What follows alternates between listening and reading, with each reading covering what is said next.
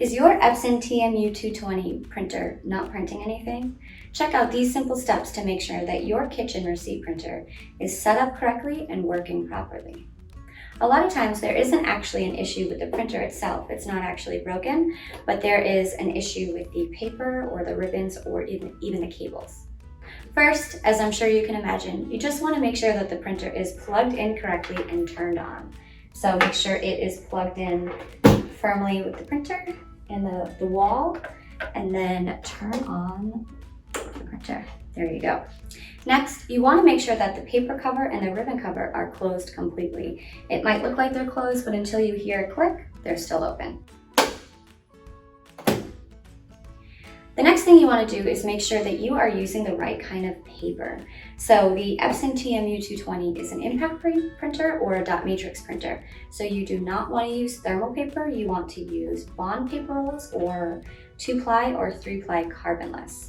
You also want to make sure that you are installing the paper correctly. So you don't want to drop it in with the paper facing this way. You want to drop it in with the paper feeding under. So what you want to do is turn off your printer. Open up the back cover to see what's going on. If you have a paper jam, take it out gently.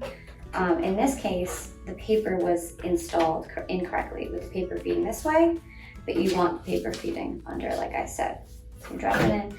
The other thing to note is you also want to pull out some extra paper, because if you don't and you close it, the printer doesn't have anything to grab onto. It can't grab onto that paper roll. So to guide it a little bit, you drop it in, pull out a little bit of excess, and then close it and tear off the excess, and you should be ready to roll. Next, you want to make sure that the ribbon is installed correctly. So again, make sure you turn off the printer before you open up the cover. And before you place the ribbon in, you'll notice that there is a knob here, and you're going to want to twist that knob clockwise to tighten the ribbon. That way nothing twists inside the printer. So once you've done that, you'll place it with the ribbon behind the print head. Now the next thing you want to make sure you do is you hear a click. Again, it might look like it's in, but until you hear that click, the ribbon isn't in secured. So like that. And then what you're going to want to do is twist that knob one more time, again, to make sure that the ribbon is super tight. A lot of times we get questions from customers, or they need troubleshooting help, and it's just that the ribbon wasn't tightened. So make sure you do that and you hear the click. Close the cover. And of course, if all else fails, reboot your printer.